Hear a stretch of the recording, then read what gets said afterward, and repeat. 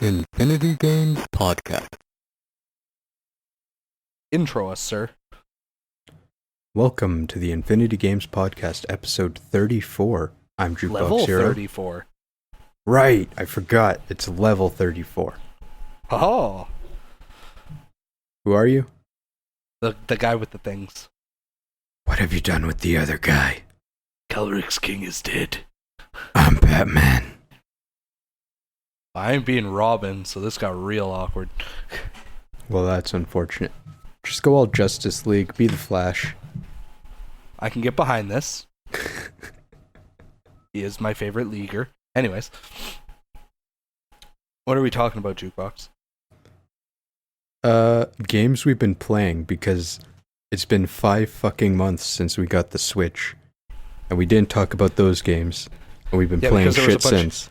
There's a bunch of fucking other shit that we were like, oh my god. Yeah, mostly Ready Player One. God, I love that. And then just life got in the middle of that for a while. Yeah. Yeah. But not seriously, like 5 months worth of games just building up. And I've actually been playing some shit. Damn, I never thought that would happen. Yeah, I know. Who thought? You know, a guy who collects video games and talks about them actually plays them once in a while. Yeah, see, that's the plot twist for when we maybe one day have a video game store, is like, they'll walk in, they'll be like, wow, this guy knows everything. He must play everything. And I'll be like, no, he plays nothing. I play exclusively Angry Birds. Yes. Occasionally the Star Wars version. Sometimes. But almost never. Almost never. So hit me. What have you been playing? Hit you with the things? Just what you've been playing with. The things might hurt. Okay. So, first thing I want to mention is a little while back, like a couple months ago, we got a preview for a new Dragon Ball Z game for your phones. Gasp. Which was hype as fuck, because it's like, I've talked about playing Dokkan Battle before. I've mentioned that in the podcast. And Dokkan Battle is a good time, but it's like, if you don't have... It's like, you get to a point eventually where you stop being able to get free stones, which you need to summon. Okay. So you tend to fall behind if you don't want to put money into the game. Because they still give you stones every now and then. It'll be like, oh, we ranked first on the App Store. Here's some free shit. But they're few and far between. So if you're 100% free to play, you tend to fall behind. Right. So I felt the same kind of way in like Duel Links. Yeah, pretty much, right? Duel Links isn't bad because it's like every box that comes out, every anniversary or whatever, there's like, here's 500 things. You can get a free 10 packs, right? Yeah, they hand you shit, but... Yeah, like they're very generous when it comes to that, and they give you like free ultra rare card tickets and super rare card tickets and stuff. So it's definitely easier now. And I'm still so butthurt that I lost my fucking save. Like, I just stopped playing it altogether. It breaks my heart because I could actually do the PvP. I had good enough cards, and I'm just like, I'm just still so sad about it. But so they announced a new Dragon Ball game, and they said it was called Dragon Ball Legends.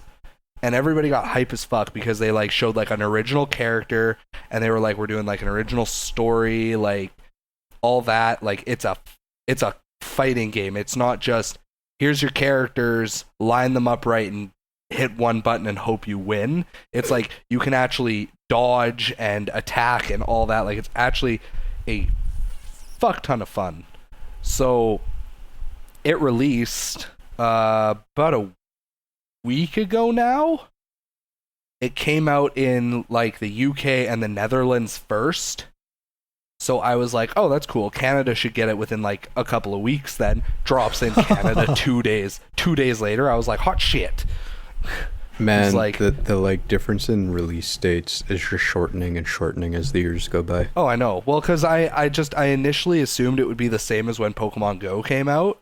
Yeah. I was like, because like Pokemon Go came out officially, and then I think we like the east side of Canada got it, and then we got it like a week after that. Like we got it 2 weeks after some people were playing the official copy. It was pretty ridiculous. Yeah, it was just they rolled it out like going through time zones almost. Mm-hmm. It's like if your country happened to be in the time zone and they started with Japan and just moved on over. So we were like one of the last. And God, I feel like it was almost like a month. Maybe it was just 2 weeks. I don't know. It felt like a really long time. Yeah, it I just remember I was like, oh my God, please. And then it came out, we were super hyped about it, and then I barely played it because I don't like going outside because I hate bugs. True story. That is literally 90% of why I avoid going outside as much as possible. I fucking hate insects. The mosquitoes are ridiculous now. Yeah, they're fucking awful. Dude, you reminded me of something. Oh God. No, Pokemon Go came out so long ago that I remember it being available in our province in Canada the moment that I was buying the computer that I'm using right now. God damn. Yeah. Well, I think it's almost been 2 years. Yeah, I think it's a year and a half. Yeah. No, wait, that shit was like June. Yeah, 2 years almost. Yeah, I think so. I'm going to Google. Cast my Google spell. Yeah, I remember being in Memory Express and shitting bricks that you could download Pokemon Go, and I'm like, I need to get to a Wi-Fi connection. Yeah. Initial release date July 6th, 2016. So we are at a year and we're like at a year and 11 months pretty much. God damn. So back on topic because we're terrible at this. So who the fuck cares? Dragon Ball Legends just came out all of a sudden. I got a notification on my phone because I pre-registered, and it was like if you pre-registered, you got like a ton of free stones. Like you got a bunch of free shit for however many extra people pre-registered, right? And it had I think 3.4 million pre-registrations or something. Nice. So we got a lot of free stuff. So, downloaded it, tons of fun. Like I said, like it's actual, like it has PvP, so you can actually battle other people. And of course, like the game just came out, so like the character pool isn't huge right now, so pretty much everybody is using the same people, especially if you're dumping money into it to hopefully get everybody. It's pretty much like people are using Piccolo because he's a tank, Pan because she's a great support character, and then I think Vegeta because he hits the hardest right now, and they're the sparking units, which are like the equivalents of like an ultra rare in other games. But the cool thing is, and once I mention this, we'll move on because like I said, there's not much to the game yet. The cool thing is, every character can be obtained through free to play, or at least that's what they're advertising right now. So good. They're not being like EA.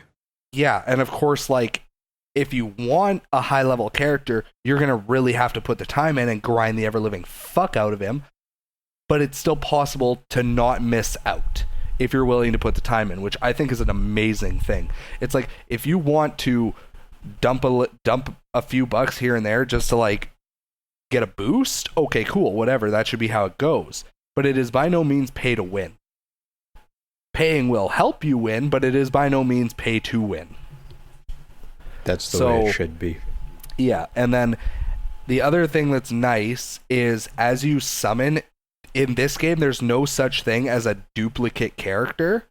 So, for example, if I do one summon, and let's say I get like Nappa or Raditz, or you know what? No, we'll just be easy. Let's say I get a Goku, right? Okay.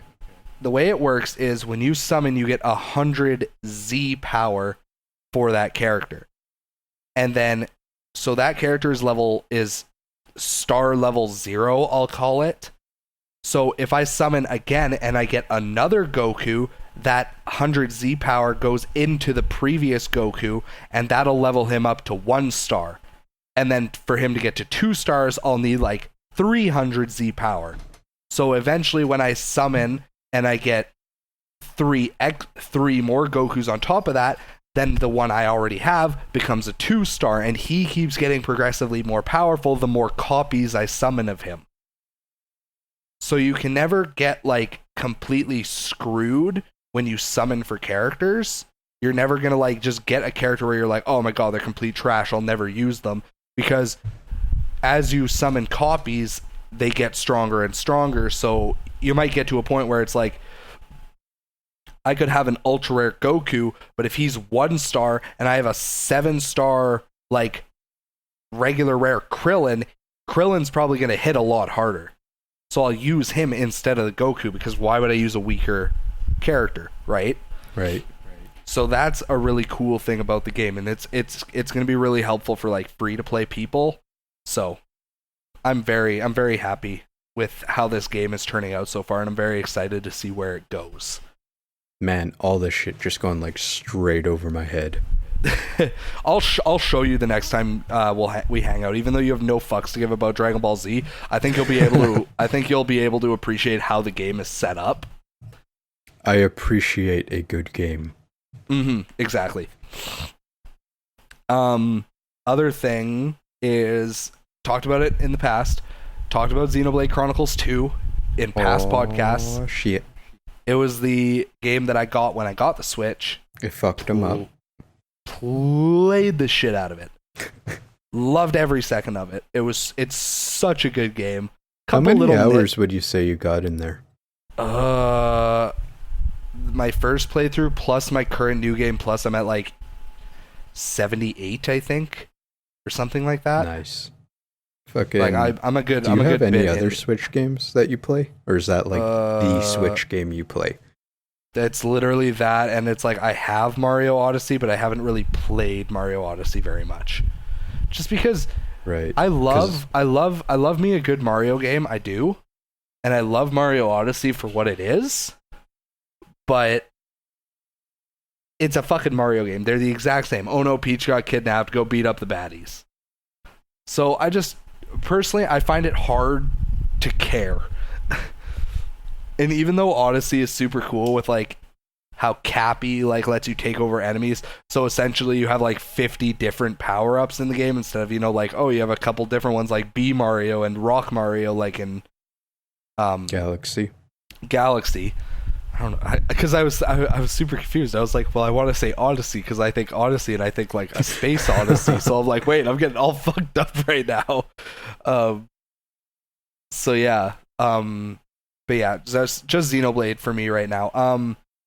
Project. We won't like go into this because obviously Jukebox and me will have like almost a full podcast about this when it does come out. It's gonna be definitely a thing. gonna. Yeah. Oh yeah. Because Project Octopath Traveler comes out in a month and a half. Something like that. 13th of July, I believe it comes out. So like that'll be a thing where we gonna talk about that. I already got no my one pre-order else is down, keeping so. track. But I checked, and that means I get a mark on my bingo sheet because I predicted it would come out in Q2 2018, and sure as shit. I'll know if I get a bingo sheet mark soon. What for? Kingdom Hearts 3. Its release date will be announced at E3. Nice. Because Square Enix has already confirmed that it will be out in 2018. I knew that part. Yeah, guaranteed. So obviously E3 is in 2-3 weeks? Something like that. I think it's like all close to the end of June. So guaranteed we will get a release date at E3. I sure hope so. I mean, like, you remember how the Switch was announced and then like 3 months later it was released, and it was so weird that it was that fast?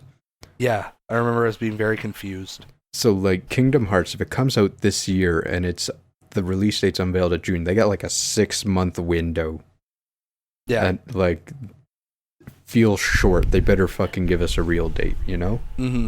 All I know is that day on E3, when it's like Kingdom Hearts announced this day, the second I see a confirmed release date, I'm driving straight to EB Games and smashing a fucking pre-order down on the most expensive possible edition. Hey guys, I'm going on break. Yeah. Be back in a while. Yeah, no, like I ain't fucking around. I am getting the collector's edition of that game. It's gonna be like $500. It's gonna come with like a giant statue of like Mickey, Goofy, and Donald and Sora. For a second, I thought you weren't gonna say Sora, and I was like, I'll stab you. I mean, how could it not? Yeah, I know. But well, you never know. But anyway, I'm hyped for that. Super hyped for that. But again, to be just to catch us up, because like the main thing Jukebox and I were going for is, it's like I personally have played so many fucking games that I was like, okay, they're like the first few that I can just like bang out super quick, and then we can actually like discuss the ones that we care about. So there's just so many of them. Yeah, pretty much. So the main thing that I wanted to say on Xenoblade Chronicles 2, I'll probably find another day to like talk about it a little more, especially considering there is some DLC coming out for it soon, and it's supposed to add like new story stuff. So I will find a time to like properly discuss that game. But for now, it's amazing. If you played Xenoblade Chronicles or Xenoblade Chronicles X, go get Xenoblade Chronicles 2 if you have a Switch. You will not be disappointed. And the ending had me all kinds of fucked up. So take from that what you will.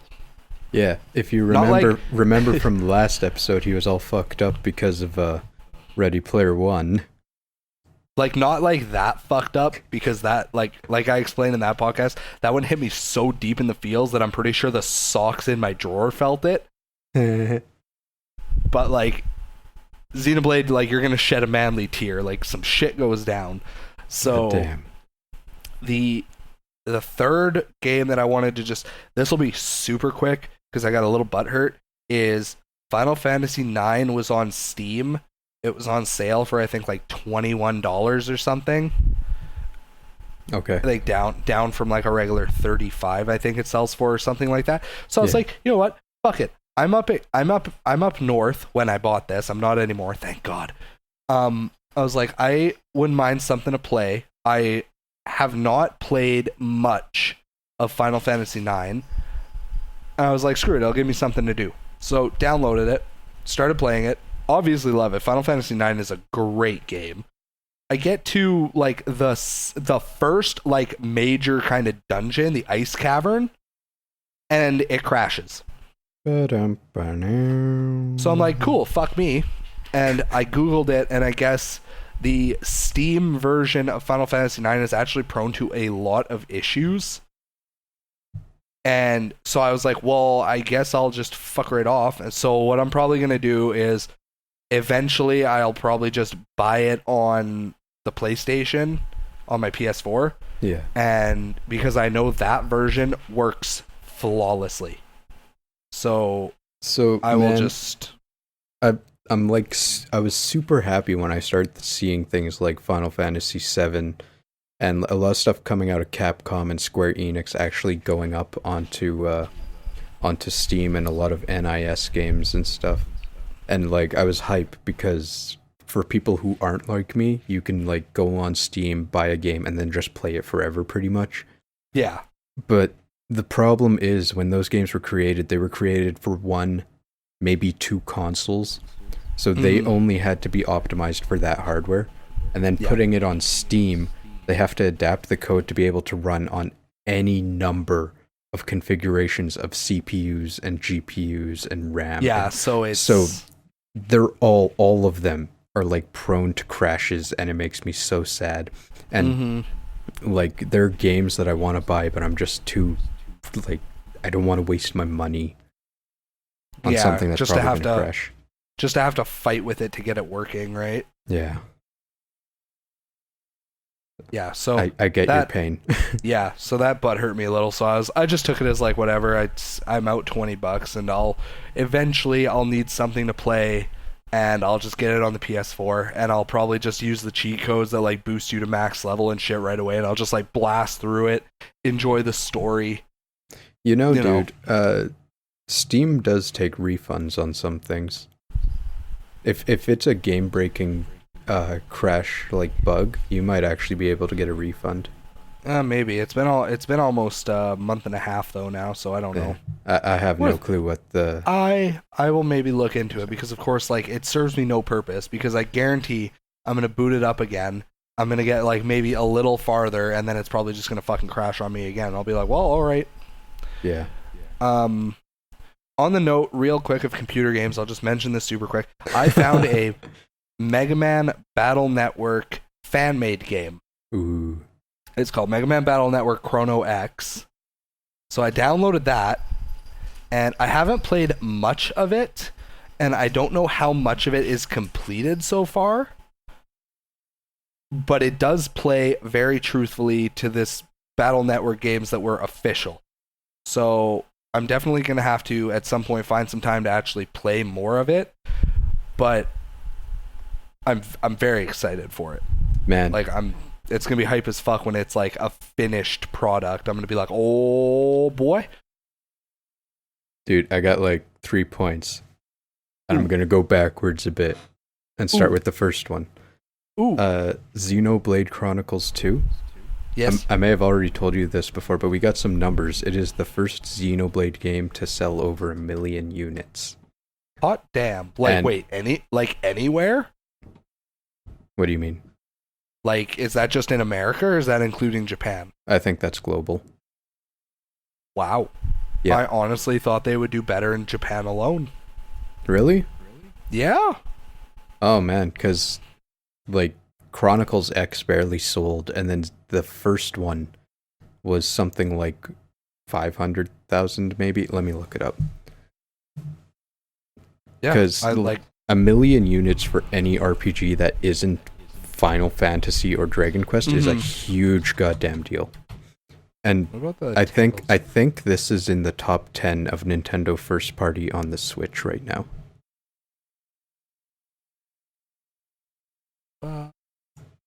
Xenoblade Chronicles. Oh yeah, if anyone wants to know where we get our numbers from, super handy site called VG Charts. They amalgamate numbers from pretty much every EB Games, Walmart, Target. They call up the suppliers and see how many units were created, how many were shipped and stuff. And they're usually pretty accurate. Let's see. They changed their layout. Bastards. Oh god, it's loading. The computer's being slow or something. So okay, while that's going, what about the second point? Oh. Okay, so Xenoblade 1 sold like 920,000. Okay, so it was close. Yeah. Also, in that same note, the Switch has reached, I think, 18 million units. So Nintendo's goals of hitting like 30 million by the end of the year do not seem any amount of over-exaggerated anymore. Really, I still think they're reaching a little bit. I think they're gonna hit it, and they're gonna hit it hard, especially with Smash Bros. Coming out. That's true. Is Smash Bros. Confirmed for 2018? Yep. Actually, that's the only thing we know about it, is that it's coming out this year.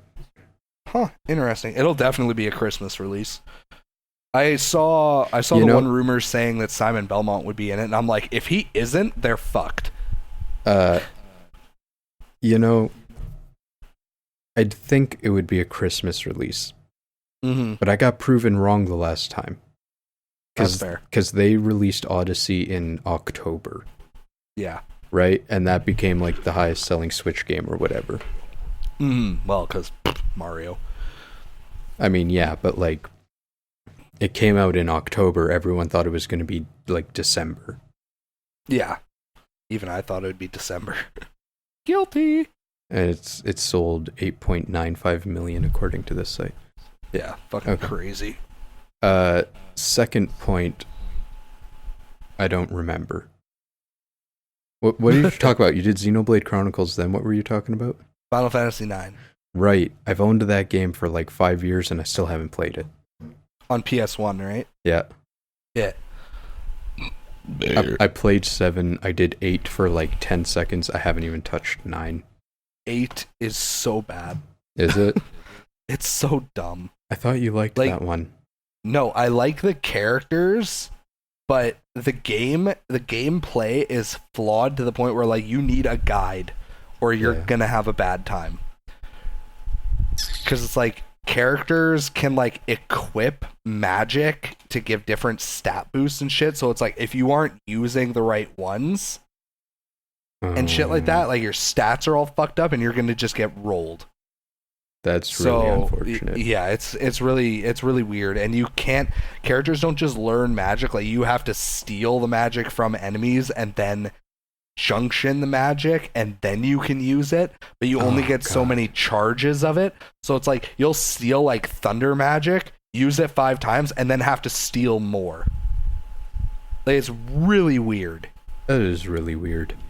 Yeah, so let's just go back to like Final Fantasy VI, the good old days. Yeah, when shit made sense. Final Fantasy IV, best Final Fantasy. Fight me on it. Still haven't played it. You know what, dude? So good. I almost started it like 2 weeks ago. Because I think I have it on the DS. Ooh, no, no. Either I have the DS or I have the Game Boy Advance one. I don't remember. Game Boy Advance one, good to go. DS one, just don't bother. You know what? Hold on to your ass for 2 seconds. I'm just gonna like cut a little chunk of audio out and I'm gonna go look for it. Grabbing ass.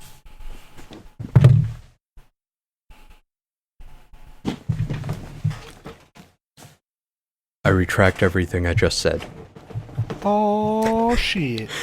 I have 3 on the DS and I have 6 on the Game Boy Advance. I'm looking for 4. I always forget because I find it once in a while. Actually, I usually find Final Fantasy 3 and I'm like, shit, is this the one I have?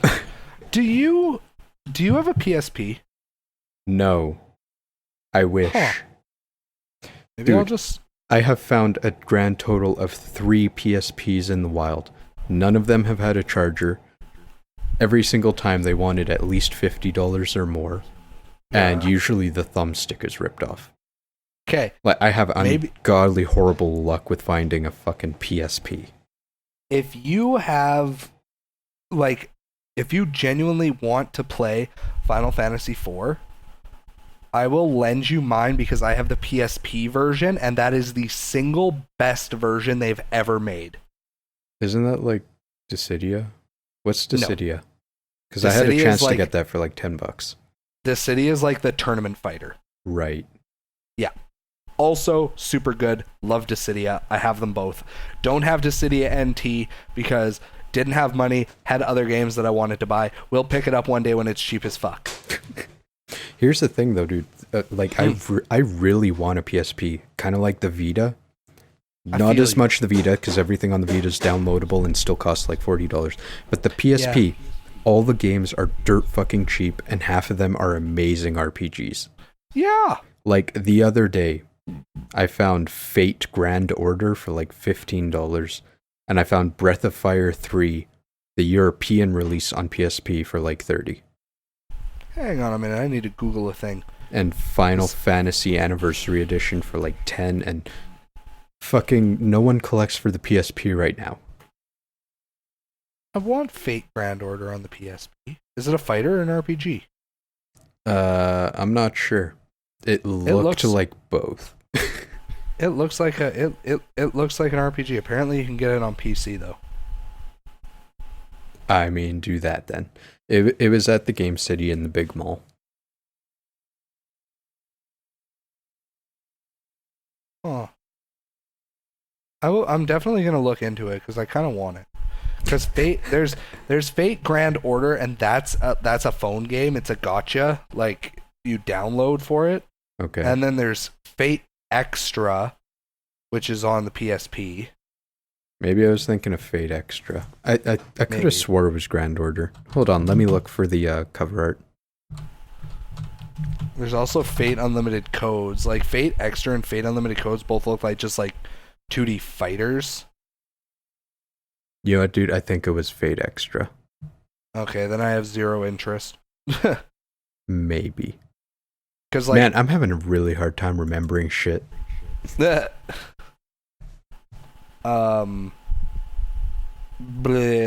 Was that all the points you wanted to make? Final Fantasy 9. Oh yeah, third one, because you said you found a fan game of Battle Network. Yes. Guess what Kari's been playing? Battle Network? No, but it's a fan-made game. Is it Megany Man? No. Is it Pokemon? Yeah. Uranium? Yeah. Oh, that poor woman. She loves it. Uranium's so hard. Perhaps, but she loves it. It's good. Like, it's insanely well made. Like, insanely well made. Like, I watched the King Nappy. Him and 4 of his buddies did a what the fuck do they call it? A penta op, I think. Okay. So it's like all 5 of them nuzlocke it at the same time. I feel And like then I it's watched an episode of that with you. I probably because you wanted to show me Uranium because it was a huge deal. Yeah, I'm gonna just check because I'm trying to penta op. Yeah, that's what they call it. So it's literally like you're watching the video and it's all 5 of their screens. So it'll have like Nexus is the top left, Mo is the top right, and then Twit is the bottom left, Jay is the bottom right, and Nappy is dead center. So it's like you get to watch all of them, and it's like, so they all have different teams. Obviously, they're all like, so it's like one. You know, it's like there were a couple of gym leaders where it's like Nappy would like blow through them in no time, and then Twit would be right behind him, and then like Nexus would like almost get completely wiped, and like it's so fun to watch. So I don't know. Bless her soul, because Uranium is a freaking amazing game. Give her a high five for me. But like, sweet Christ, is it fucking difficult?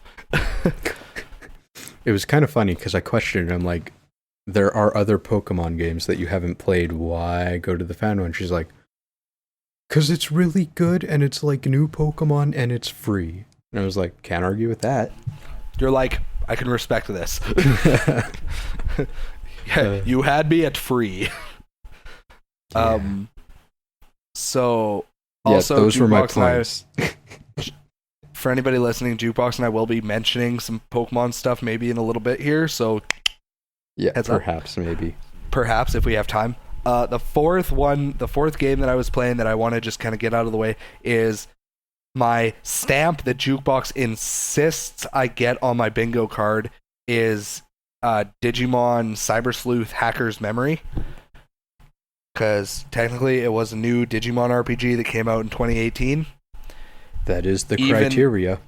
Even though I argued with him about this because I knew that it was coming. So when I said a new one, I wasn't thinking about that one, but at the same time I fucked up and I didn't like an RPG that isn't Hacker's Memory. And then at Jukebox would have been like, okay, yeah, you win. So he was like, it counts. I'm like, fuck, all right, leave me alone. Take the freebie. Yeah, so whatever. So I got that, but plays a lot like the first one, like just Digimon Story Cyber Sleuth. Same thing, teams of 3. It has a story. It's all about, spoiler, hackers and shit, cuz the essential premise for the Cyber Sleuth games is hackers are like a prominent thing, because what it is the world centers around, there's the real world and the quote unquote digital world or virtual reality. I can't remember what they call it. Eden. They call it Eden. And it's a lot like the Oasis from Ready Player One, but it's a set world. Like, it's not like, here's a thing, you can do anything, go have fun. It's like Eden is literally, it's like you can host business meetings, you can buy servers to customize, but you can't do like, it's like the Microsoft version of what the Oasis is. Ooh, Jukebox is right though. So what it is the hackers are very prominent because, of course, in like a virtual reality world like that, any kind of computer hacking is suddenly a god skill, right? Right. So there are hackers that use like actual hacking tools and their own skills, and there are other hackers who use Digimon. And Digimon are essentially hacking tools because they can break down firewalls, they can, hack themselves, they can hack things because they are just data. So that's kind of like what happens. So it's like your main character has to become a hacker for story reasons. Obviously, they get access to a Digimon because it makes it easier because they're a fucking noob. And then it turns into a whole thing, and they're like, oh my god, Digimon actually have feelings, blah, blah, blah, blah, blah, right? So, yeah. I'm played stabbing a bunch of zeros and ones. Pretty much. So, played that.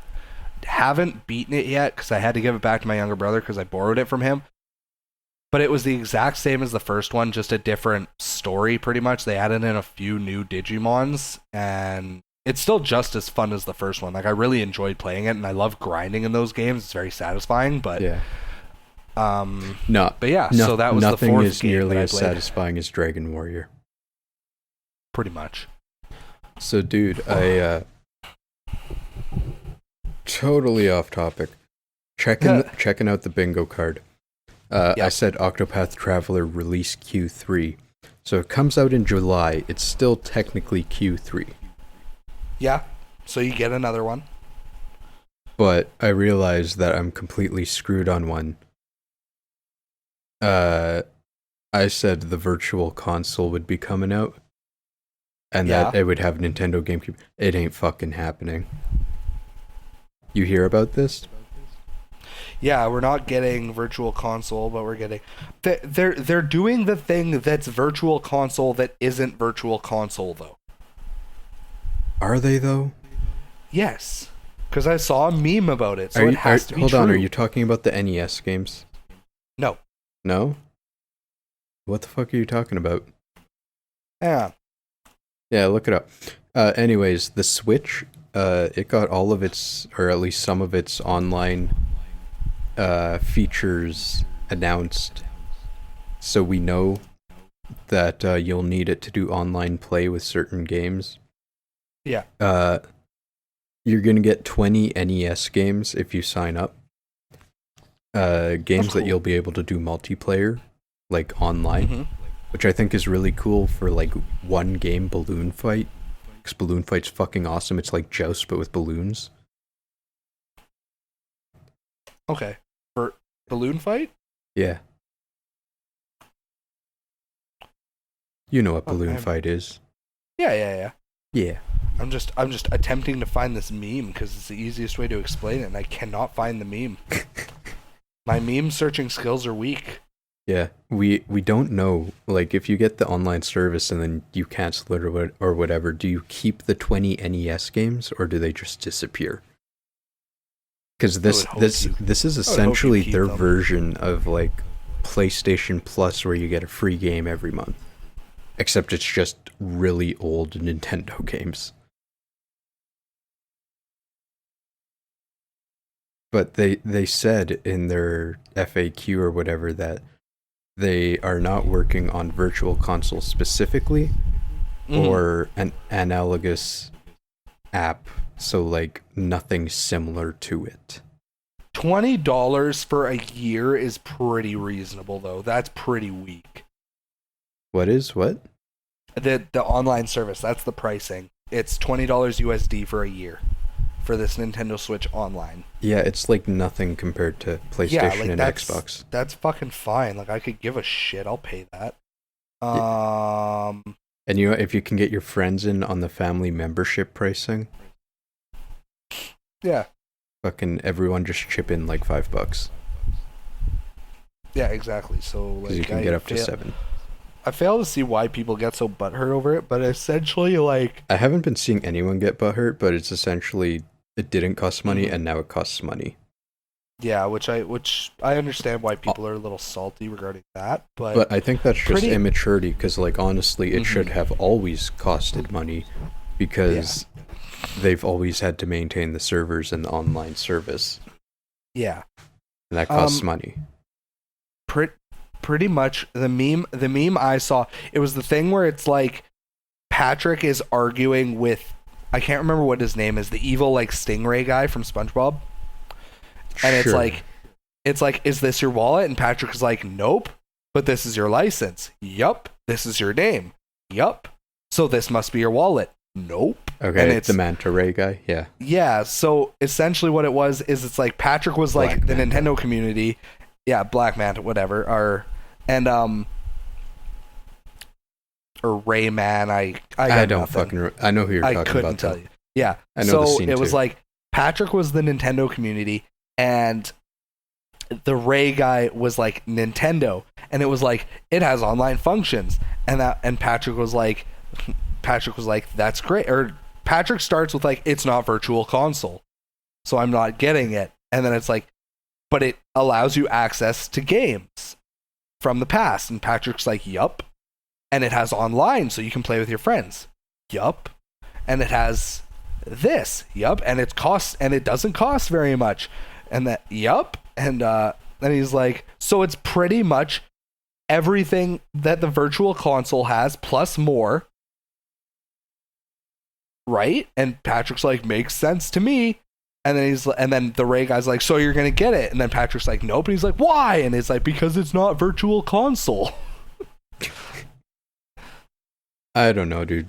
I gotta see it's more about probably it. the 20 NES games, because Yeah. if you find it, send it to me. But like, the virtual console was several other consoles and many more games, and you could buy them individually to own.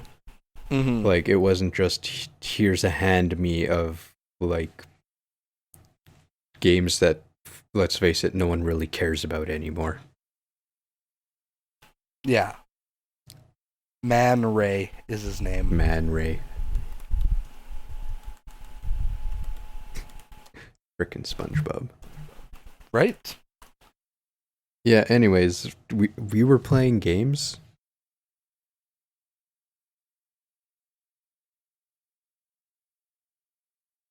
Man, you disappeared. Hi. Oh, good. I am alive. I know I sent us on the tangent, but we've been playing games? Yeah. Yeah, okay. I'm gonna go through some of mine. Yeah, hit me.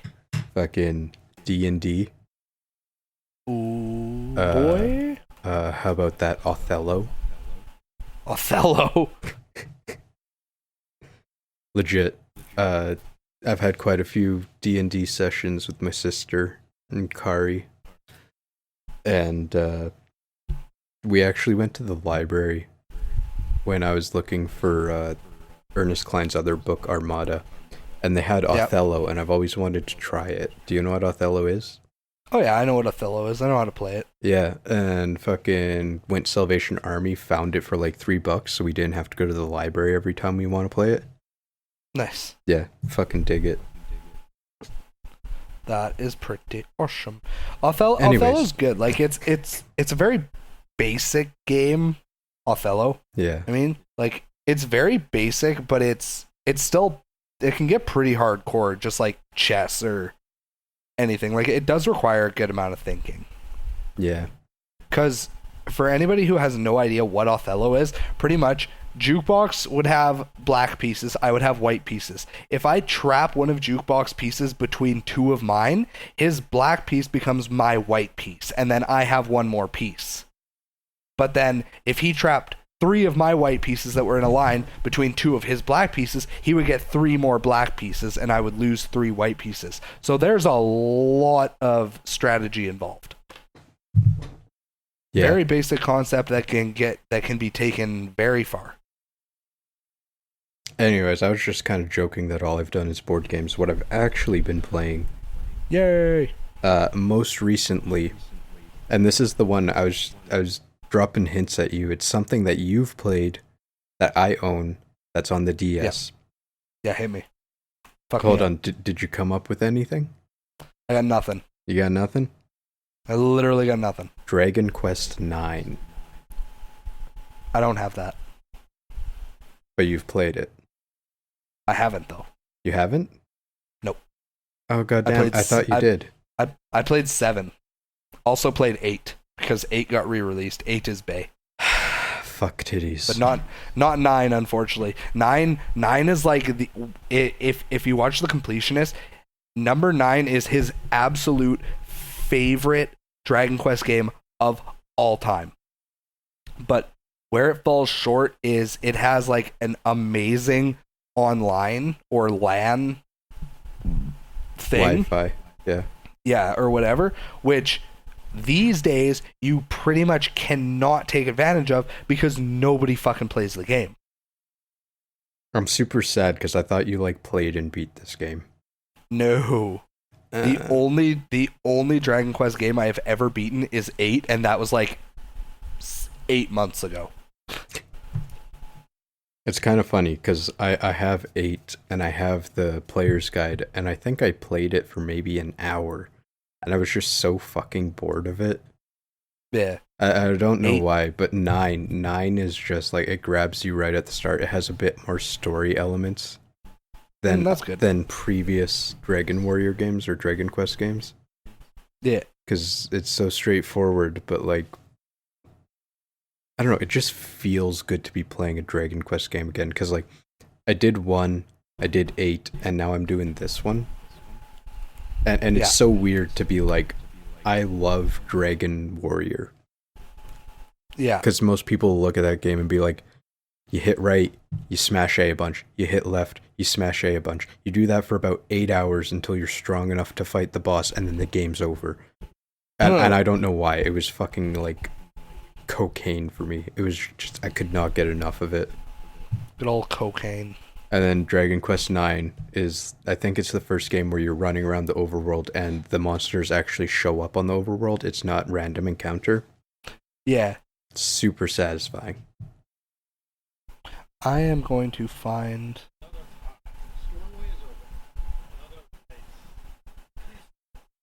I'm going to find a Let's Play for Dragon Quest IX and I'm going to watch it. Not right now. I was going to say, this game's 100 hours long. Actually, let's look. Okay, so earlier I mentioned VG Charts as a good site to look up how many sales a game or a console has. A good site to look up how long it takes to beat a game on a casual playthrough or a completionist playthrough is How Long to Beat. HowLongToBeat.com.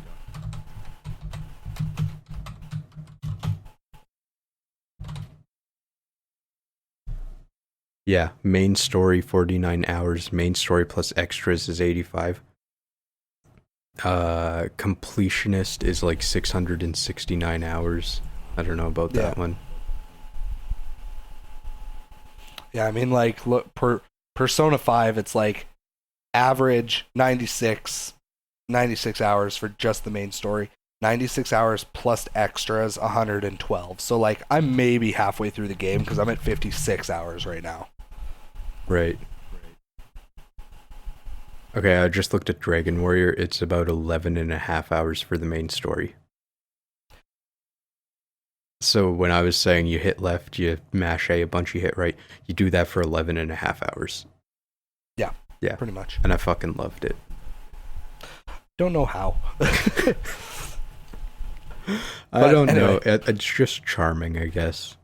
That's fair. I really want to play Dragon Warrior 3, though.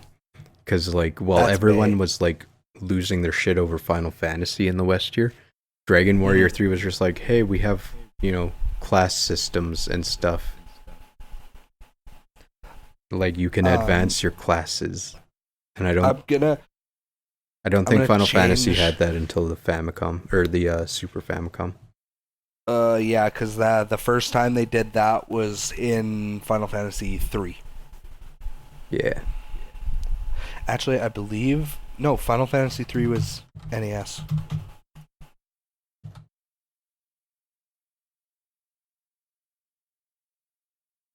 $19.90 on the Famicom. You're wrong!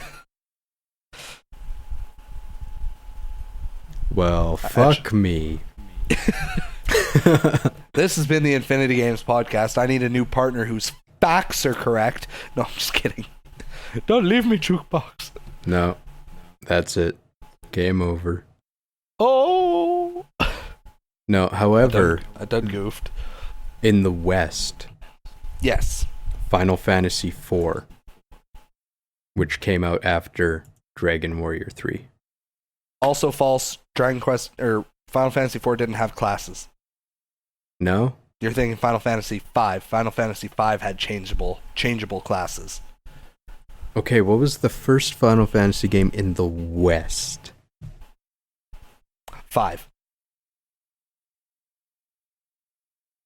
Or you mean like ever? I mean, like, we got Final Fantasy, we got Final Fantasy 2, we got Final Fantasy 3, and then we fucking jumped ahead and got To Final 7. Fantasy 7. Yeah. I'm talking Western releases. For like a job system. Yeah. Final Fantasy V. When did we get 5? We got it on Game Boy Advance. Did Final Fantasy 6 not have it? No, Final Fantasy VI was the exact same as Final Fantasy IV. Every character had their own personal class. So like Locke was the thief, Terra was a black mage, Sabin was a monk, whereas in Final Fantasy III and in Final Fantasy V, any character can be any class. Anyways, point I'm making. Dragon Warrior pushing the boundaries in the West. Yes. Also, because I got my thing wrong. The completionist video where he does his top 10 Dragon Quest games of all time, number 2 on his list is Dragon Quest 9. And he says in that video that if he could play Dragon Quest 9 and it still be if everybody was still playing it and he could take full advantage of like the Wi-Fi and the co-op aspects of it, it would be his number 1 Dragon Quest game of all times, hands down, no questions asked. God damn. But because you can't take advantage of that unless you have friends that are playing it that you can take advantage of, he said for that reason, for the reason that you pretty much have to play it quote unquote solo, it is his number 2. His number 1 Dragon Quest game of all time is Dragon Quest 3. For literally every reason Jukebox just said. Yeah, I really want to play it, but it costs like $100 goddamn for a cartridge. Don't worry, I'm gonna win the lottery on Friday. I'll buy you one. Decent. Also, if that happens, you'll be getting a very large check. Also decent. Do you want some good news? Also, I mean, I thought we were chock full of that, but hit me. Yeah, just more. Like, cherry on top of the cake. Because I Yay! was looking into Dragon Quest because I was playing 9. And I like to read, Oh yeah, like, we get 11 in September. I'm hype about that. yeah, that's exactly what I was going to tell you. Ayo! Fucking boner. Like, we missed 10.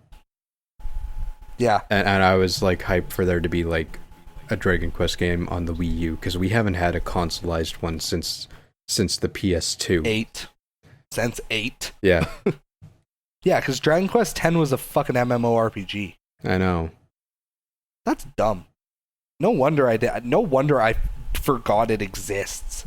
Well, I mean, we didn't get it, which is probably half the reason, but, like, Fair. the Wii U just didn't sell well. And it also came out on the Wii, though. Like, the Yeah. Wii was successful. Why didn't we get a Wii port? That's a good question. Like, it came out. It was like a transition game for the Wii to the Wii U. Kind of like how Twilight Princess came out on GameCube and Wii. Yeah. That might have done it. That's true. But just, goddamn. I'm just looking at Time to Beat right now. I know, how long to isn't beat. it interesting? It's just like, man. It is. It's cool because like there are a couple of games I'm looking at and I'm just like, what? Like I saw Skyrim. Hit me with some of them. Skyrim was like main story 32 hours, and I'm like, no. if you only main story, maybe 15, maybe. Maybe. Most of them seem pretty dead on though. Okay, Breath of Fire 3 main story 39.5 hours. I'd agree with that. I'm trying to find Uncharted 4 Thief's End main story 15 hours. Yeah, that's pretty much how long it took me. It took me a couple of days. Just look up shit that you've actually played. Mario Xenoblade Odyssey. Chronicles. Main story 12 hours. Main plus extra 24.5. Completionist 56.5. Yeah, I could probably fucking our main topic, back to that. I 100% completed Super Mario Odyssey. So Jukebox has not done that. Jukebox has not done that since Superstar Saga on the Game Boy Advance. Yeah, pretty much. Oh god, dude, I was watching the Completionist Secret of Mana remake. New Game Plus. I love how much pain is in his voice. It's fucking hilarious because he did Mario and Luigi Superstar Saga, and I'm like, what are you frickin' pleb? You scrub lord. Get on my level. And then he plays Secret of Mana, and it's like the trophies like force him to do the shit that I would have done to complete. And I'm like, yeah, you bitch, actually complete the game. Suck dick. It was funny. Yeah, pretty good. I'm gonna touch. There are a couple more on my list that I was gonna discuss. I'm just gonna touch on them super quick. Okay. Because we're kind of sort of running out of time, and I have talked about these before, just not in great detail. Played more Ni no Kuni 2. Yeah. It's very good. The combat system is infinitely better than Ni no Kuni 1. I think that's a low bar to set. Infinitely. It was a very low bar. But still, like, just infinitely better. The story, still very good. I at some point in time, I will beat it. I promise. Just other shit came up. Other shit's always there. Partly the other games that I'm about to talk about. Hold on. Did Ghibli do the animation still? Yes. Yeah? Mm-hmm. Oh, good. Yeah. Only reason why I cared about that game in the first place. If it wasn't for that, it would just be like another notch on the list of PS3 games to get. Yeah. 99.9% sure Ghibli still did them because they look just like the first game, so I can only assume. Yeah. I can only assume that they did, right? Ghibli got to make their money somewhere since they're not making movies. Ghibli got to get that bank. So, and then the next one is Monster Hunter World. That game is amazing. Yeah. And it also served...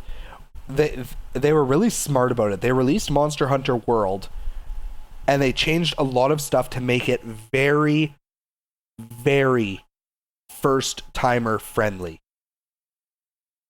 Which is a big deal, because they're releasing Monster Hunter Generations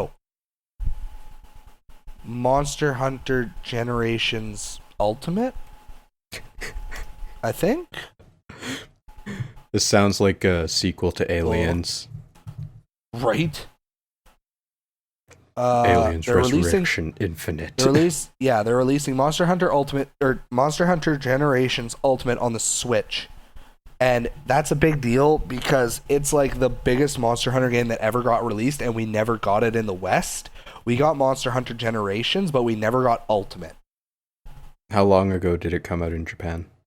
Oh, I couldn't tell you. Like, has it been significant? Like 5 years? A few years for sure. Okay. Didn't they make Monster Hunter World like a lot more open? Almost like sandbox. There are no loading zones, which is a big deal. Wow. That's like a trend for games now. It's like fucking Horizon Zero Dawn, Breath of the Wild did it, and everyone's like, wow, look at all the money they're making. Let's do like that. Yeah, well, God of War did it too, and holy fuck, I'm about to talk about that game in a minute. Yeah, fucking God of War. Metal Gear did it. Yep. Not that anyone cares about that game, but they did it. Ouch. So, yeah, been played a lot of Monster Hunter World. I have, I think, like 120 hours into that game right now, and there's still a lot of shit I haven't done. Damn. Yeah. So, and they constantly release new stuff. Like, I think since the game first came out, they've added in like 3 new monsters. So, and they're constantly dropping like events. Like, they dropped an event where you could get armor that made you look like Aloy from Horizon Zero Dawn. They did one where you could look like Ryu and Sakura from Street Fighter. You can throw a Hadouken, and it will do damage. Thank you, Capcom. Thank you, Capcom. Crapcom, you did something right for once. I still want Mega Man Legends 3, you fucks. Watch. And then they just... Capcom's gonna like announce their own console, and Mega Man Legends 3 will be like the launch game.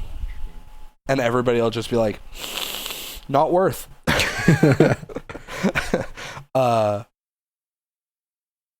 So yeah, Monster Hunter World, played a shit ton of that. I still want to get like Monster Hunter Tri, because that used to be like the best until like the next best came along. Like Monster Hunter Tri like squashed 1 and 2. Yeah, they like shit all over 1 and 2. The only thing that kind of sucked about Tri was, to my knowledge, is like the underwater combat was just AIDS. But it's just it's a better starting point than the fucking first one, which is the only one I own. Mm-hmm. And obviously I can't get World because PS4 and like $70. Yeah.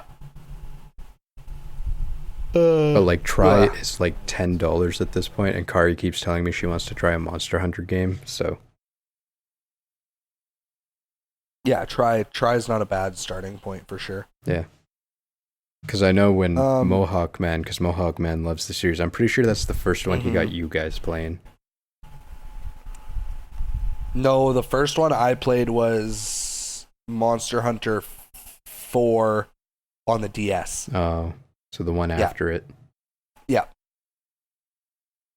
And I played that one a good bit, but I still didn't like it.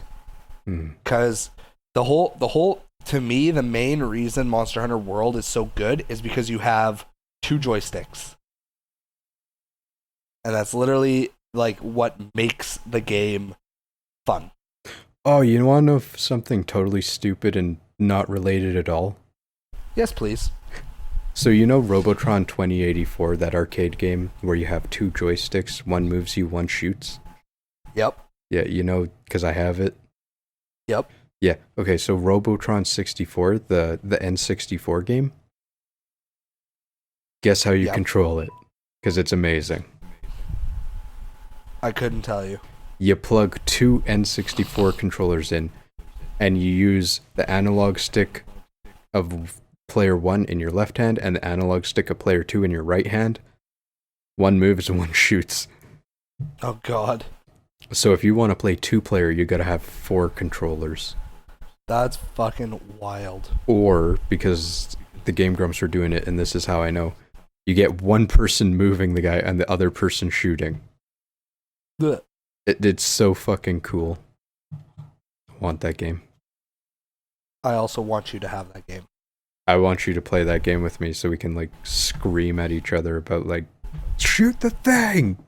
No, move away from it! And then we'll die. Shoot the and thing. It'll be funny. Always. And we'll laugh. Always shoot the thing. You're the guy and you don't want to die. Yeah. Yeah. Anyways, I just realized how tired I am because I can't remember anything we keep talking about. We were on Monster Hunter. What's the other ones that I wanted to talk about? God of War. God of War. Dad of War. Yeah, Dad of War. God of War. Game of the year so far. Yeah. Hands down. I feel like it's going to be a really strong contender, mostly because I can't even think of anything else right now that would compete with it. It's perfect. That's what Like, I keep it is- hearing. I watched like- quite a bit of a playthrough, and even I was interested, and I couldn't give half a fuck about like any previous God of War. Like, it is fucking amazing. It's one of those things where it's honestly like it is. This will be me when I'm attempting to talk about Kingdom Hearts 3 eventually. Like, it's so good you don't know where to start. Did you finish it? Oh, I beat it. Okay, guys, we're going in spoiler territory. Fucking Heavy spoiler territory. when you get the blades back. Mrrr. Remember when I was at your place and I'm like, hey, does he ever get those? And you're like, God, dude, I don't know. Like, fuck, I hope so. I knew. Yeah, you're just like, Yeah. I knew you knew because you're a sneaky fuck, and I was like, he knows. And This son of a bitch. and there's stupid little twists with the whole Loki thing. Nice. Yeah. Fucking, I don't know. I thought it was pretty great. Did you feel Yeah, no. underwhelmed at all by the final boss? Very. That's what I've been hearing. I thought, because see, the game gets literally gets a 9.8 out of 10 for me, and the only reason it loses a couple, like a cunt hair worth of points, is just because I know a fair bit about Norse mythology already. So there are a few liberties that the game took in changing it that I felt very unnecessary. Hit me with one. Like what? Like, so while you're progressing through the game, the two dwarves that help you like upgrade your armor and all that, one of them gives you mistletoe arrows. Oh, okay, I know where And- you're going with this. Neither of the characters understands the significance. The second I got those, I knew what they were for. And it frustrated me a little bit that they got destroyed by, again, spoilers, by Freya. Yeah. It also frustrated me that Freya was Frigg. Because Frigg and Freya are two completely separate goddesses. So to me, I felt zero reason for them to change that. But the reason that I don't get too pissed about it is because the whole thing in God of War is that they take the liberties they do in order to make the gods as evil as they need to be for the sake of the game. Right. Which, like, they even did stuff like that in the original God of Wars, because in Greek mythology, the sun god is Apollo.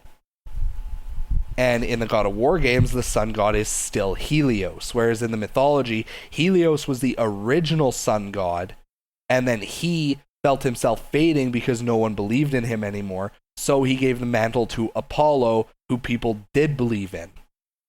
Because the whole thing is with gods, they're immortal as long as people believe in them. But if no one believes in that they exist, no one prays to them, all that, then they fade away because they're not needed. That's sad. And that's what happened to Helios. He started to fade, so he was like, yo, what up, Apollo? Here, have a son. Hold on to this So- for me, will ya, kid? Yeah, whereas in the God of War games, that doesn't happen, so Helios is still the sun god, and I mean, he dead now. Kratos ripped off his head, but... He needed a lantern. Yeah, so I understand where they take the liberties and why they take the liberties. I just wish they didn't. Because that sucks. So I kind of wish, in regards to the final fight where, Baldur punches Atreus and then the mistletoe arrow stabs him and breaks the spell on him. Which, they never explain this, by the way, but fun fact, the reason Baldur is completely invulnerable to everything is because in the mythology, when he was born, Frigg, not Freya, didn't want anything to ever happen to him. So, she went around the realms, and made every single thing in existence promise that it could not hurt Balder. Like, even inanimate shit, somehow she made rocks promise. She made every kind of rock. So she got sandstone, lime, diamonds, like everything. Literally anything you can think of. Frigg made it promise that it could not hurt Balder. And then she just so happened to forget about mistletoe. But I mean, you cut a bitch a break. She just got how many trillions of things to say, okay, yeah, I won't hurt the kid. Fuck it, why not? Like, I'll cut her a break. 1 out of like 6 trillion ain't doing too bad. So they didn't explain it at all in the game? No, which frustrates me. So would someone not knowing the story would they have been able to connect the dots that mistletoe's the only thing that could hurt him? I would hope so. I think they did a good enough job for it because, like, you get the mistletoe arrows. Everybody's like, okay, why? Whatever. Like, they just kind of shrug it off as, okay, whatever, new arrows, I'll take it, why not? Freya destroys them. She calls them wicked. She says, these are wicked, you shouldn't have these. Throws them in the fire. Right. I remember that. So you're like, okay, all right, whatever. And then it gets to the end where the mistletoe breaks the spell. Freya loses it, and I believe Atreus says something along the lines of, because Kratos is like, what happened? And I think Atreus is like, the spell is broken. That's why Freya said it was wicked. Like, so I think they did a good enough job, but I still wish they'd gone just a little further and kind of explained why mistletoe worked. Yeah, that'd be nice. Someone might be like, okay, but why didn't my giant fuck you axe work? Yeah, exactly. My right? giant fuck you blades. Have you seen the extra ending thing? Yeah. Okay. Again, massive spoilers if you are still listening at this point. If you have any interest in God of War that we haven't already fucked up for you, because this is like big. Like, dun. skip ahead a minute. Just skip ahead a minute right now. You beat God of War. Kratos and Atreus decide, let's go home. So, if you fast travel back to their house, go inside and hit the Q at the bed, it'll start a new cutscene. And essentially, screen goes black, it says years later, and there's like this massive thunderstorm. So they rush outside, like the house is getting ripped apart by lightning and shit. They rush outside and there's a man standing there covered in like goat skin or whatever. Right. Kratos yells at him, "Who are you?" And then he stands there for a second before whipping his cloak back, and you see Mjolnir on his hip, indicating that obviously it's Thor. Right. So obviously we're getting a sequel. Are you getting a sequel or are you getting DLC because they were too lazy to just make a complete game? Oh, it's a complete game. It's just they left a shit ton of room open for more story. So I reiterate, is it a new game or is it DLC?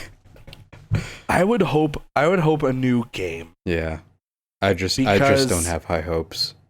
Yeah, cuz what I think would be good for DLC would be side quests where maybe I think the best way to do it would be side quests where Atreus learns more about who Kratos was. Yeah, more character building. I think that would be the best way to do it. Whereas I think if you did DLC and it was like, let's go kill Thor, let's hunt down Odin, let's do this, let's do that, I just think you don't get enough, because then it takes away from the story that was already developed in the game. So yeah, personally, I believe that this is leading to a sequel, and I hope that it's leading to a sequel. Yeah, I hope it's a sequel. Like I said, my hopes just aren't that high. Mm-hmm. The way this industry runs. Do you have any other games that you've been playing, Jukebox, or do you want me to just go into my last one? How many do you have left on your list? I got just a one. Okay, so Man, Mario Odyssey, can I talk about the end of it? You can talk about the end of Mario Odyssey. Oh, it's so fucking good, dude. So anyways, as I was saying... God damn it. It's a lot of little things. It's like saving the princess comes with like a whole fucking pop song and like end sequence where you actually take control of like Bowser. Oh, you get to control Bowser? That's pretty cool. For like the entire end sequence, you're like running around as Bowser, like destroying shit as like the world's falling apart around you. Like you're on the moon. Like you leave Earth, you go to the moon. And like they got this giant pop song. They just made it really epic. It was a nice change of pace. Hold on. Super Mario Galaxy 3 ? Almost. You can fall into the abyss and you jump really high. Beautiful. Yeah. And yeah, so it's just super awesome, but then all the end game content, they just add so much at the end. Like that's good. You pretty much beat it, and then you have the entire Mushroom Kingdom. Like Peach's castle. They give you like a whole other level to explore. And like you can actually go inside the castle, and it has a real nice little throwback where like you go in the castle, you look up to see the sun. Yeah. Like in Mario 64, that's how you accessed, I think it was the wing cap level where you're flying around the clouds. I think so, yeah. In this one, you get another moon. Once you're in the Mushroom Kingdom, the moons are actually stars. And you can get Yoshi, and you can ride Yoshi around. And like, you can get an alternate skin for Mario. One of his outfits is actually the Mario 64 outfit. That's wonderful. Oh, it's so great. Fucking Nintendo finally learned that the people who are still nostalgic for their games are not nostalgic for the NES. They don't want to see a fucking pixelated Mario anymore. They fucking grew up with Mario 64 and they want to see these goddamn polygons and they want to see paintings on the wall that you can jump in, which you can do at the end of the game. Sweet Christ. Oh, I love it. That's awesome. And like even like fighting Bowser feels better in this one, because like in Mario 64 you just swing him around real slow like and just kind of throw him, and it felt there's no momentum. It's really clunky. No, yeah, it's actually not great. It is not a good end fight. Yeah, in this one it's like you take control of Bowser's dapper ass hat and you literally beat the shit out of him with it. That's great. Yeah, it's really satisfying. It makes me happy. The end of the game's super satisfying. Yeah. And then, like, going back to get all the moons felt really good, except for two. There's a jump rope moon, and there's a volleyball moon. And everyone who's trying to complete the game knows about the two. So, the jump rope is the lesser of two evils. It's once you're in New Donk City, and there's just two people swinging a rope, and you run up, and you just start jumping, and then it speeds up every 10 or 5 rotations or whatever, and there's like online leaderboards for it, but pretty much you have to get 100 before you get a moon, and by that point if you lose the rhythm like literally at all, you're just 100% fucked, and the first like 50 rotations to build up that speed takes as much time as the second 50.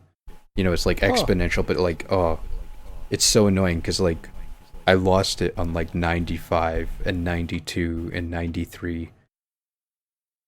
And like by the time you're up at those high speeds, you got the rhythm down with your thumb, but at the same time, it just doesn't even look like he's jumping over the rope anymore because it's going so fast. That's actually crazy. And then on the beach level, there's volleyball, and it's nearly impossible to do by yourself. You actually got to put it in 2-player mode. You got to get Mario on the court so that the volleyball starts going over. Pretty much the guy will pass the volleyball over, and then you just got to touch it or have Cappy touch it, and it'll return. And let's say there's about 12 different spots where it can land. So you kind of, you get a good feeling for where it's going to land. but it's so cumbersome to move Mario around because he has momentum and you got to build it up to get him moving. So once it gets faster, it's almost impossible to get him out there. So you literally just have Mario throw the cap, and as the second player, you just move the cap around because he doesn't have that momentum. It's like you press up, he goes up. And that one, like, Kari was with me. I think it probably took me like an hour and a half to get that one. It was so stupid. Like, that was the last moon of all, like, fucking 1,000 of them that I had to get. Yeah, you're insane. Yeah. And then... You're genuinely insane. You know how the Mario games, since, I think, Sunshine, you 100% it and they'll, like, give you a postcard? Yeah. Yeah. So they do that in this game, too. If you 100% it, they put a fucking hat, a top hat, on the Mushroom Kingdom castle, like Peach's castle. Oh, jeez. And you get a postcard of that, and if you climb up the castle and spin your hat around the top of this top hat, it actually plays the Mario music like you got to the top of the flagpole. That is wonderful. So many little things. I just love it so much. And like New Donk City was my most hated level in the whole. Like, I remember seeing the previews and the trailers and I thought, oh, it looks so cool. It's based off original Donkey Kong. It's going to be the best. And then I played it and I absolutely hated it because it was hard to get yourself oriented. It was one of the more confusing maps. But like by the end of it, I'm just, like I could get, there's the Koopas. Do you remember in Mario 64 how you would race that Koopa to the top of the Bob-omb hill? Yep. Yeah. Yeah. And it was AIDS. Yeah. He makes a return. So you race him once and it's usually pretty easy. You race him again and it's a lot harder. Okay. I got moving around New Donk City so well that I was beating them by like 30 seconds. Wow. Yeah, most other levels I'm like within 2 seconds of them. When I finally do beat them to get the moon, New Donk City was like, fuck it, I'm gone. I'm waiting for your asses at the finish line. And you know the giant the like party deal that goes on in New Donk City, the celebration. Yeah, you can where Paulina sings. Yeah, you can actually go back and like replay that, like whenever you want. That's wonderful because that song is great. It is so great, and it's a great way to grind coins. Really? Yeah, well, there's so many coins in the path that you take. But like, end game, if you're not getting the outfits by using amiibos, it's like 3,000 for a hat and like 6,000 for a suit or something like that, and it's absolutely ridiculous. It's expensive as fuck. Yeah, so I got a really good grinding habit down where I was able to get the last 3 outfits in about 45 minutes to like totally 100% this thing. Crazy. And then they make fucking DLC, and the DLC is good. And it's free. I like it. Yeah, so... Free shit is wonderful. Oh, so wonderful. Like Luigi, he has a balloon game, so you like log in or whatever, and you have a balloon, and you try and hide it somewhere on the map. And once you've found a good spot, you release it, and it stays hidden there. And then other people will play on the level where they have to search for your balloon. And I think if they don't find it, I think you get coins for that. And then if you're playing and you find other people's balloons, you get coins for that. And they have difficulty ratings on how hard it is to get them. So the harder it is to get, the more coins you'll receive. Mm-hmm. So that's fun, and it adds another aspect to grinding for coins because they keep adding new outfits. It's like you can go to the fucking dragon battle, the like fucking Dark Souls ass dragon battle, wearing actual knight's armor. That's great. I actually really like the knight's armor, mainly because of the meme that surfaced when it got announced. Wow, Dark Souls on the Switch looks great. Seriously, dude, have you seen the dragon fight though? I gotta look it up. I will put it in my I'll put it in my search bar and I will watch it when we're done here. Oh, it's so goddamn cool. And it comes out of nowhere. Like, you play in a fun-ass Mario game, and then you get this reptilian-ass fucking dragon with Bowser on his head that shoots fucking lightning shit at you. Yeah, I remember seeing this thing in, like, the trailers and stuff, and I was like, damn! Ugh, my boner. It's because it's so realistic, right? Yeah. No, I just love that game, and I'm kind of sad because I completed it back in, like, January or whatever, so I can't even remember all the things I wanted to talk about. It's just... I love that game so goddamn much. Yeah. And it's the one Switch game. Like, I completed it, and besides playing all the demos I could, I haven't fucking touched my Switch in like a month. Fuck, like 3 months. Yeah, I haven't played it very much either. I'm just like, obviously, it's like as soon as Octopath comes out and I get that, it's gonna be like Switch for days. Switch for days. But until then, I hope Octopath has enough content to last for days. Oh, it will, guaranteed. We'll have a whole podcast about it because I want to run through like the development cycle because they were very open with the public on telling them like what changes they made, especially when they took to heart what people said from surveys for the demo. It was awesome. Yeah, and I was worried that they were just looking for interest and it might get canceled. Yeah. Yeah. I got one other game. Are we both on our last game? Yes. Okay. Well, actually, I got a couple, but whatever. I played Pokemon Go. I had like an NES field day where I played like Mario and Contra and Tetris, lots of Tetris. But Katamari Forever on the PS3, Katamari Forever, I took a picture. It's on our Instagram. I had been looking for that game for like 6 years, and I had finally found it. It was still $20 used at EB Games, and I'm like, I don't give a single fuck. And I know some people would like spit on $20, but for me, like when I go buy used games, it's like $5, $10 if it's a good one. Mm-hmm. So $20 was like out there, and I'm like, fuck it, I'm getting this. And me and Kari, we like played through the whole thing. Katamari Forever is like a compilation of some of the best levels from Katamari Damacy, We Heart Katamari, and whatever the PSP one was called.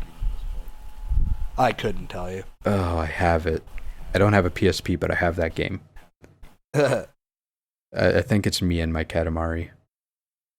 That sounds right. Anyways, like, compilation of like the best levels, and my favorite ones, everyone's favorite ones, are always the ones that take like a full half hour, where you start as like this tiny like 3-foot ball, and then you're picking up people, and then you're picking up buildings, and then you're picking up the trees, and then you're picking up countries, and then you're picking up the world, and then you're picking up the stars, and it's just like you're pretty much trying to roll up the whole goddamn universe.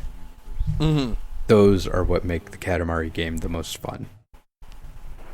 And that's pretty great. And once you beat the game, the thing that I find, like, you don't like Katamari. No. The thing I find with most other people who don't like it is that they say it's too slow. They can't get enough momentum. They find themselves moving backwards the most. So once you beat the game, you actually get something called drive mode, where it just completely eliminates that by having you at full speed all the time, and you pretty much just have to steer the direction, and it is ridiculously fun. Yeah. I remember you were telling me about that. It's like super speed. Yeah. I was like, nice. It's like the funnest part of Katamari is rolling the things up and getting really big. Like, if you want to go a little deeper, it's deciding actual objects you want to roll up to make the most efficient path, and like angles so that you're rolling more efficiently, stuff like that. But the funnest part is just like rolling everything up and the ridiculousness of how fun that is. So drive mode just gets you straight to that. There's no fucking dicking around picking up erasers and stuff until you're big enough to start rolling up dogs. It's like, just go. Yeah, it's like go fuck some shit. Yeah. And they have a classic mode, so it's like old graphics. It's nice. That's pretty great. It's cool. Yee. Yee. Yee. Fucking my boner. Oh. Like, all I need now is beautiful Katamari, and my Katamari is complete. Nice. Yeah. Okay, hit me with your last one. Hit me with my last one. I haven't heard of that game. How do you spell that? It's great. U. Okay. G. Yeah. Yeah. Can you repeat that? Yeah. U. G. Yeah. Just like that. Is that with the umlaut? It is. Great. I'll Okay, so look it up.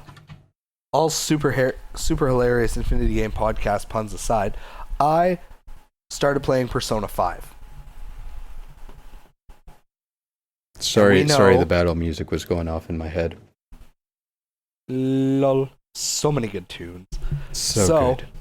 Because obviously we've talked about this before, not because I've played it, even though I'm a massive RPG buff. That's why I said I will get to it eventually.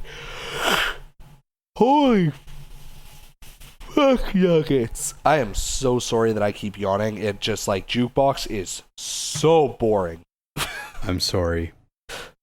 You'll find someone to replace me soon enough. Jukebox is actually not boring. He is incredibly fun to be around. So, especially when I take him places and he makes me spend my money. I love that. Oh yeah, I'm great at that. Oh god, I hate you. I can't take you anywhere. Do you want it? Yeah. Do it. And I'm like, but I shouldn't. And you're like, do it. And I'm like, okay, Emperor. Let the hatred flow through you. And I'm like, but I love this game. There's no hatred. You're like, do it. I wish. And you're like, yeah, okay. I knew the whole Game Grumps thing on that. Like, Emperor Palpatine goes to ask some chick out, and he's like, hey, how are you? And she's like, I have a boyfriend. He's like, blew it. And he's like, should I try again? And he's like, screw it. Oh, God. They go for like 10 minutes. It's the greatest thing in the world. I feel like that's probably related to his stupid Yoda jokes. Probably. I'm going to fucking search it so I can send it to you. It might be part of the Mario Maker series, but I know what you're talking about. I'm pretty sure it is. Yeah, do it. Part 2, 1, 2, and 3. It's like fucking 4 minutes. God. Okay, anyways. I'm going to watch that after and just die laughing. Perfect. So I started playing Persona 5, and as we know, because we talked about it before, Jukebox's girlfriend, Kari, loves the Persona games. So she has been playing through Persona 5 on the PS3. Yeah. I believe you said? Yeah, because you don't have a PS4. I am a scrub and I blow all my money like an idiot, so I have a PS4, so I'm playing it on PS4. So, and it is great. Universally great. Yes, like, the music is amazing, the story is great. It gets fucking dark on a couple of spots. Yeah, dude. Like, a lot of the stuff that happens with, like, the first palace, dark as fuck. Some of the shit that happens with, I think, the third palace, also dark as fuck. Like, literally every story thing that happens, you're just like, holy shit. We're talking like blackmail and people dying and shit. Yeah, like blackmail, extortion, like rape, harassment, like, it does not fuck around. No, it goes all in. It's like y'all getting fucked up for goddamn 100 hours. Yeah, like, I just got to the 5th palace. I'm 56 hours in. Jeez. Yeah, and, like, obviously I'm not going for like 100% playthrough or anything. Like, I was playing through it, and then I looked up a guide online because I got confused at one point, and it was like, oh, your personal stats should be here, your fucking confidant level should be here. And I'm like, cool, I am nowhere close to those numbers. I did something wrong. So there is it is possible to like max out every single confidant, max out every single one of your social stats. It's possible to like do everything in a single playthrough. It's just like you need to follow a very strict schedule. Yeah, but so that's lame. obviously I didn't do that, because honestly, had I known about it ahead of time, had I like clued into that, I would have done it. I honestly would have, because a lot of people are like, oh, well, why would you do that? That takes away from the fun of just playing through it for your own sake the first time. And I'm like, me. Yeah, Jukebox. Man, I used to give you shit for that like all the time back in the day. Yeah. I don't care anymore. My argument when it comes to Persona 5, and I just found out about this and I squealed like a little girl, your confidants who are part of your party, if you get their confidant level to rank 10, their personas evolve. Gasp. And become different personas. And I was like, who's that Pokemon? Fuck.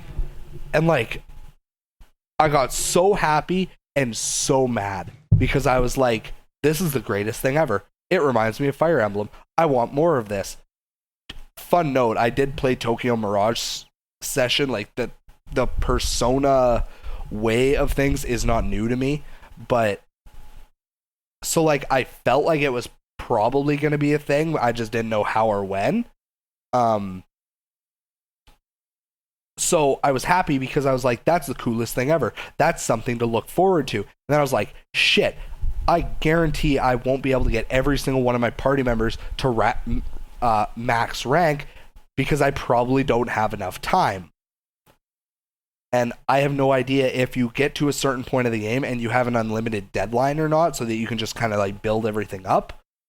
So fuck me, right? Yeah, fuck you. But genuinely love the game. Probably gonna go play more of it as soon as Jukebox and I are done recording this. It is. I'm so like, glad you love it, because that's like Kari's favorite series, the Persona games. Yeah, well, I was always super confident that I would enjoy it. Like, I tried a Shin Megami Tensei game a while back because I stole it from my brother, because fuck him. Oh, and 4? Yeah. Yeah. Wasn't as much of a fan of Shin Megami Tensei, because the story did not suck me in. As a whole, I feel like that about the Shin Megami games. Mm-hmm. A big part of what makes Persona so much more, I mean, available to the audience. I don't know how to word this. I'm too tired for this shit, man. Like, people attach to Persona more because the characters are far more fleshed out and it's a lot more character driven. Like, yes. You go online, you search Shin Megami or like Atlas, and you will see droves and droves of like fan art and stuff for specific characters from like P3 and P4 and P5. You will find goddamn nothing from Shin Megami Tensei Nocturne. Yeah. Even though it has like a ridiculously high rating, no one gave a shit about the characters enough to actually follow through, tell your friends, get this game out there like they did with Persona. Because like Persona 1 and Persona 2, same shit. They were writing right off the Shin Megami Tensei. I mean, they are Shin Megami games, but like they were writing right off the same system and the same way of doing story, and it just did not connect. Like, it sold horribly in the West, and then Persona 3 came out, and that was everyone's introduction to Persona because everyone fucking loved it and it sold like hotcakes. That's definitely what happened a lot with me, because it's like I played Shin Megami Tensei 4. I put maybe an hour into it. Like, I kind of like just got into like the beginning of it. Like, I didn't like, it's not like I played it for 20 hours and I was like, yeah, I'm not a fan. Like, I played it for like maybe an hour and I was like, this does not like, and that's a thing. Video games should grab you.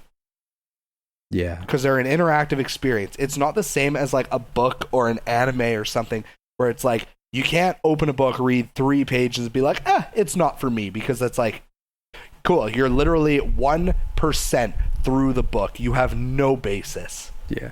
Or unless like, it's just literal trash. like, I'm a one trick pony. If anybody's like, I need to watch an anime, I'm like, yo, One Piece. And to be like, so this happened when I was up north. One of the superintendents, actual huge anime nerd, like anytime he saw me in my Attack on Titan sweater, he'd reference it. Like we talked like Full Metal Alchemist and some other stuff like Naruto and Bleach and all those. And he was like, couldn't get into One Piece. And I'm like, really? And he's like, yeah, I just couldn't do it. I'm like, okay, no, that's fair. It's not for everybody. How far did you get? He's like, oh, I watched like the first episode. I almost punched it.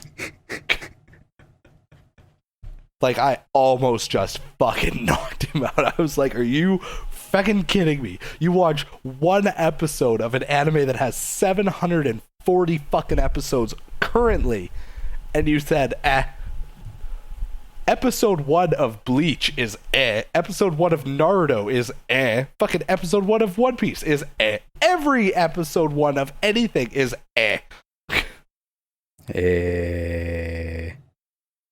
That. Maybe. Okay, one of the only animes, in my opinion, where like the first episode will grab you straight by the nutsack and be like, get the fuck in here, you're obsessed now, is Attack on Titan. Well, they sure try. I mean, they tried. They did a good job. The 3-episode rule, it exists for a reason these days. Mm-hmm. But like, I usually do 5. I usually do anywhere from 5 to 10 depending on the show. If it's like a 20 episode series, I'm like, okay, like 2-3 episodes, and if I got nothing, I got nothing. But if it's like a big series, I'd be like if somebody was like, I tried watching the first episode of Full Metal Alchemist Brotherhood and I just wasn't a fan, I'd be like, okay, you gotta watch at least 5. I mean, okay. So I did the seasonal thing for like a good 2 years. So each season you'd get like 35 animes. First episode, it's gotta be fucking great. Like, I know you just said like you gotta give it a while, but like there has to be an immediate draw to the person for them to give half a fuck. Yeah. Like, if I showed you some, like, Strike Witches ass fan service bullshit, first episode, you would immediately drop it. Like, it doesn't matter that it has this continuous series of, like, 3 seasons or whatever. That first episode was shit to you. Like, the first episode of One Piece is shit to me. Yeah. At first 1,000 episodes of One Piece are shit to you. Yeah, pretty much. We're not even there yet, but yeah. But it's like, if it makes it past that very first one, it gets the 3-episode rule. It doesn't matter if the second episode turns out to be shit, you give it the 3. Yeah. Because they're going to try and grab you on the first so you continue watching their show. They're going to establish some shit in the second, and if shit ain't flying by the third, the rest is going to suck. I hold true to the 3-episode rule.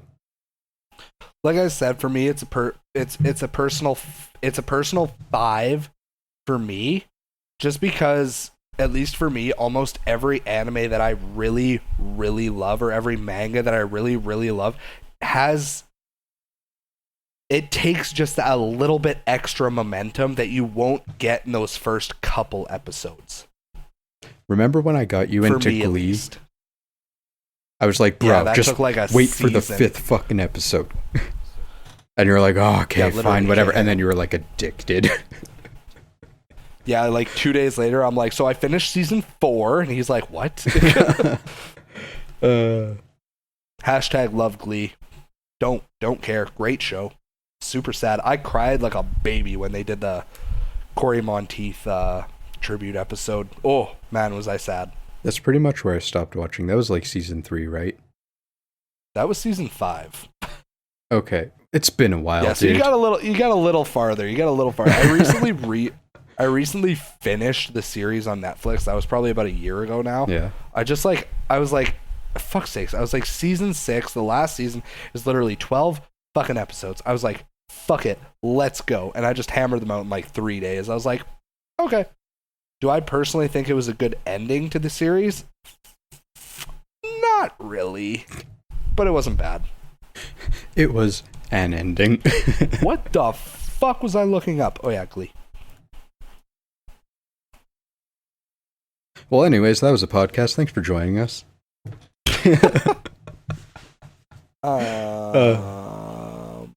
Man, I seriously can't remember what we were just talking about. I'm currently looking up like the fifth Persona fifth 5, right? Yeah, that. The music's amazing.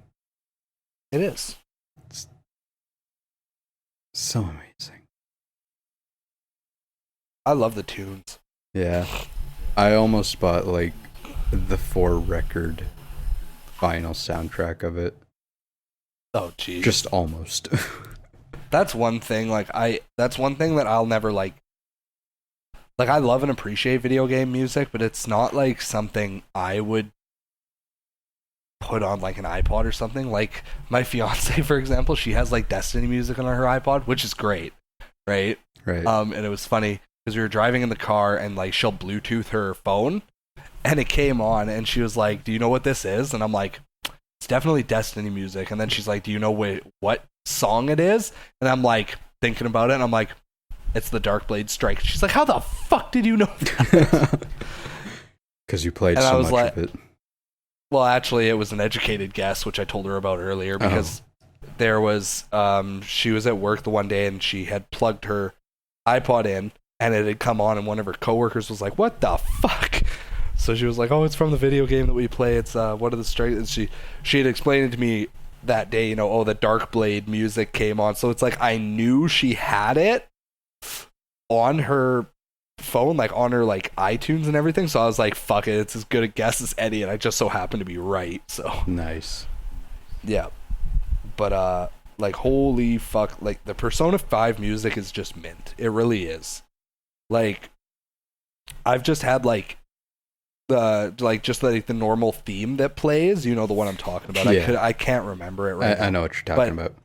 Yeah, but like I put the controller down, went to like get a drink or like make some food or something, and like fiance had Alexa, she heard it from the other room and she was like, "What is that?" And I was like, "Oh, that's the main theme." She was like, "That's really good." Yeah, man. I was like, "Yeah." So, remember 2017, this was nominated for Video Game of the Year. Did it win? No. Goddamn Breath of the Wild. Well, yeah, Breath of the Wild won.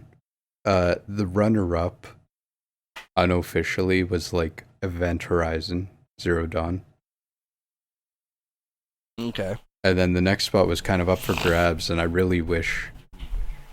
hope somewhere Persona 5 won Game of the Year. Yeah. Like some RPG zine on the internet or something like that. Some blog, anywhere, because that game deserves it. For what it is, it really just kind of blows everything out of the water. Like, its user interface is outstanding. Yeah. To make it feel a little better, at IGN's Best of 2017, it won Best RPG. Good. At the Game Awards 2017, it did win Best Role-Playing Game. Yeah, we had our episode at the end of last year where I talked about that. Yeah. Right. Yeah. And then it also, what else did it win? I was nominated for a bunch of stuff. Yeah, I'm not seeing anything else for it right now, at least, but yeah. Love it. And you are way ahead of Kari at this point. Kari plays... Am I really? Oh, yeah, she's closer to like 30 to 35 to 40 hours in. Oh, okay. And like, she only plays it when she's over and only if she's feeling like it. So it's not happening at any amount of fast pace. yeah, it is by no means a speed run. Yeah, so I mean, I just watch mostly the cutscenes and stuff when she plays, so I get what's going on. But like, yeah, you are beyond where we are, and you're gonna beat this long before she does, and I'm not gonna let you talk to me about it because I don't want spoilers. No, obviously. I'll tell you, like, I'll beat it. I can only imagine there'll be a lot of feelings towards the end and stuff. Like, I mean, it's an RPG, of course there will be. So I'll just kind of based on what happens, like, if anything, I'd probably, like, just grab you by the shoulders and be like, be there. Be there when she beats this. You need to be there. With chocolate and a pillow and a warm blanket, whatever she needs. Oh, dear God. Yeah, but, no. My body is ready. It is... It is a wonderful game. It deserves all the hype it got, and it deserves more, to be completely honest. Hold on 2 seconds. We're going to end this. Oh, God. I got a really good idea, but first I want to see how many units Persona 5 sold. Probably not enough. Maybe, but I know it was like an ass ton. Like more than any other Persona, and you know, it reached the mainstream because it was nominated for Game of the Year and all that. Oh, and of course they have a dancing game for it already. Oh yeah, of course. Why wouldn't they? Yeah. Okay, PS4, it sold 1.34 million, and on PS3 it sold 0.23 million. Nice. So almost 1.6 total. That's alright. Now, I got a great fucking idea for our next episode. Oh, God. Our predictions for Smash Bros. Characters. I'm down. Yeah. I'm super down. Super down? Super duper down. Just fucking penciling that in. Yeah. Write this into my schedule real quick. Schedule. No, seriously, dude. We're gonna, like, all our predictions. I like it. It's almost going to be like the bingo card, but like more immediate results, because I'm sure we're going to get stuff at E3. Yeah. Because like they got the invitation. How can they possibly have the fucking tournament without unveiling some characters? Okay, your playable characters are Mario, Link, Pikachu, and Kirby. Have fun. You sons of bitches. It's okay, guys. At least we'll get a new map, and your map will be Battlefield. Ah! Final destination. Time for secret boss fight. Yay, new boss. Master Hand. God damn it! No, That's how that's gonna go. They're gonna... Sakurai's fed up with this shit. He wants to make other games that are not Smash Bros. He fucking... He fucking coded happens. Kirby... And it's been downhill ever since. It's been nothing but Smash Bros. So he's just gonna and then I'll fuck everything up. He's just gonna be like, it's now Mistress Hand. She's got a little bow on her like middle knuckle, or like a fucking engagement ring on the third finger or whatever. No, it's literally gonna be like Miss Pac-Man. They're gonna put a beauty mark and a bow on it. Oh, I like it. A beauty mark right on the tip of the middle finger. Oh, God. Well, anything else you want to mention real quick, or you want to wrap it up? Nope, that's been a podcast. I like it. I was Jukebox Hero. I am now dead. Good night. Oh, hurts my soul. I need that sleep thing. Yeah, fair enough. Okay, but in all seriousness, I'm KelryxsKing. I'm Jukebox Hero. And this has been level 34 of the podcast for Infinity Games podcast. I don't know why I said it like that. Because you're brilliant. I'm just gonna like cut it around so it sounds normal. Yes! No, I'm not. I'm leaving all this in. Beautiful. Perfect. I love it. Okay, thanks. Bye. Follow us on Facebook and Twitter Bye. and Instagram and stuff. Yeah.